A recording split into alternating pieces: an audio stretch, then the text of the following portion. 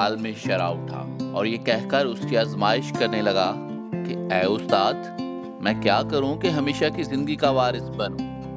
اس نے اس سے کہا، توریت میں کیا لکھا ہے؟ تو کس طرح پڑھتا ہے؟ اس نے جواب میں کہا، خداوند اپنے خدا سے اپنے سارے دل اور اپنی ساری جان اور اپنی ساری طاقت اور اپنی ساری عقل سے محبت رکھ، اور اپنے پڑوسی سے اپنے برابر محبت رکھ۔ اس نے اس سے کہا، تو نے ٹھیک جواب دیا، یہی کر تو جیے گا۔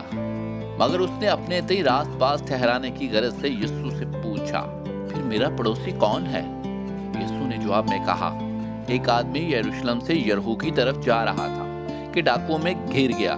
انہوں نے اس کے کپڑے اتار لیے اور مارا بھی اور ادھموا چھوڑ کر چلے گئے۔ اتفاقاً ایک کاہن اس راہ سے جا رہا تھا اور اسے دیکھ کر کترا کر چلا گیا۔ اسی طرح ایک لاوی اس جگہ آیا، وہ بھی اسے دیکھ کر کترا کر چلا گیا۔ لیکن ایک سامری سفر کرتے ہوئے وہاں آ نکلا اور اسے دیکھ کر اس نے ترس کھایا اور اس کے پاس آ کر اس کے زخموں کو تیل اور مے لگا کر باندھا اور اپنے جانور پر سوار کر کے سرائی میں لے گیا اور اس کی خبر گیری کی۔ دوسرے دن 2 دینار نکال کر بٹیارے کو دیے اور کہا، اس کی خبر گیری کرنا، اور جو کچھ اس سے زیادہ خرچ ہوگا میں پھر آ کر تجھے ادا کر دوں گا۔